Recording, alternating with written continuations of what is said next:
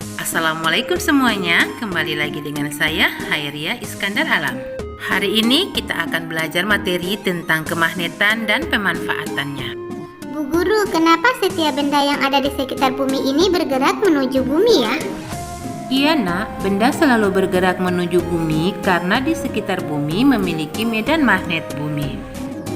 Bu Guru, apa itu medan magnet bumi ya?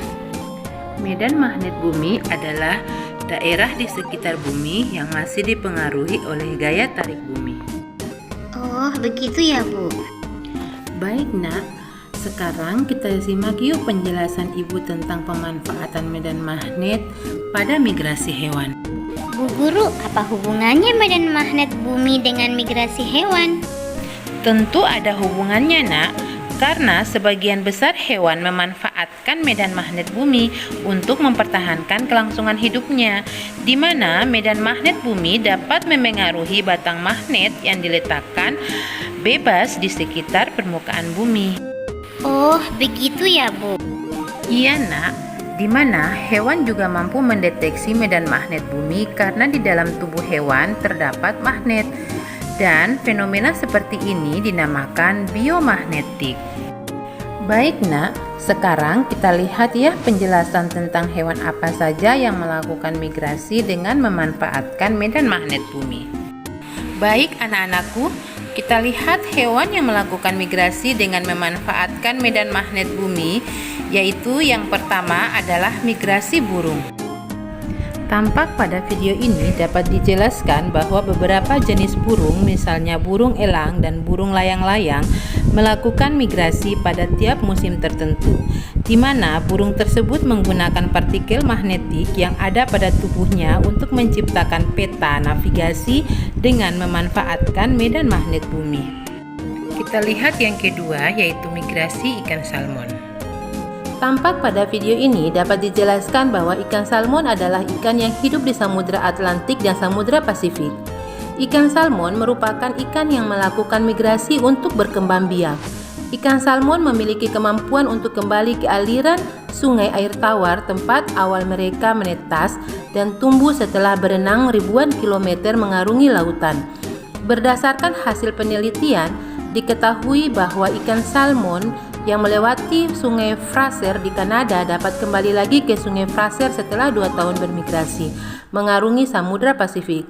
Hal ini karena sungai Fraser memiliki medan magnet tertentu yang dapat dideteksi oleh ikan salmon. Kita lihat yang ketiga, yaitu migrasi penyu. Tampak pada video ini dapat dijelaskan bahwa penyu memulai dan mengakhiri migrasi di pantai timur Florida, Amerika Serikat, di mana jalur migrasi sepanjang 12.900 km melewati Laut Sargasso, wilayah perairan Laut Atlantik Utara, dan waktu yang dibutuhkan untuk sekali migrasi antara 5-10 tahun, di mana tidak seperti migrasi hewan lain yang umumnya dilakukan secara berkelompok. Penyu bermigrasi sendiri tanpa mengikuti penyu lain. Seorang peneliti yang bernama Kenneth Lohman dari Universitas Carolina Utara mempelajari tingkah laku tukik atau anak penyu saat dihadapkan dengan medan magnet yang berbeda-beda. Peneliti tersebut meletakkan penyu ke dalam sebuah wadah air yang dikelilingi alat yang dapat menimbulkan medan magnet. Medan magnet yang dihasilkan sesuai dengan medan magnet jalur migrasi penyu, yaitu wilayah Florida Utara, wilayah timur laut dekat Portugal. Hasil pengamatan menunjukkan bahwa penyu mengikuti jalur migrasi yang diberikan. Ketika penyu mendeteksi medan magnet yang mirip dengan medan magnet wilayah dekat Portugal, penyu akan berenang menuju selatan ke arah Portugal. Pergerakan penyu dalam mengikuti jalur medan magnet bertujuan untuk menjaga penyu agar tetap berada di lautan yang hangat dan wilayah yang kaya akan sumber makanan. Kita lihat yang keempat, yaitu migrasi lobster duri. Tampak pada video ini dapat dijelaskan bahwa ada banyak jenis lobster. Salah satunya yaitu lobster duri. Lobster ini merupakan jenis lobster air laut yang melakukan migrasi.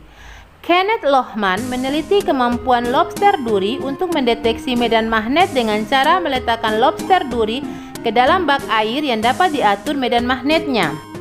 Setiap kali medan magnet diubah, lobster duri akan menyesuaikan diri untuk tetap bergerak menuju arah kutub utara.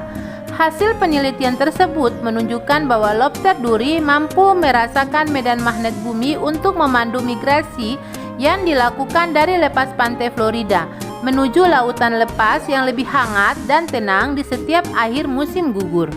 Kita lihat yang kelima, yaitu magnet dalam tubuh bakteri. Pada video ini dapat dijelaskan bahwa bakteri magnetotaktik bakteria atau yang disebut dengan MTB terdiri atas flagella, magnetosom, dan sel bakteri. Di mana di dalam tubuh bakteri magnetotaktik bakteria atau yang disebut dengan MTB terdapat organel atau komponen khusus yang disebut dengan magnetosom. Magnetotaktik bakteria merupakan kelompok bakteri yang mampu melakukan navigasi dan bermigrasi dengan memanfaatkan medan magnet.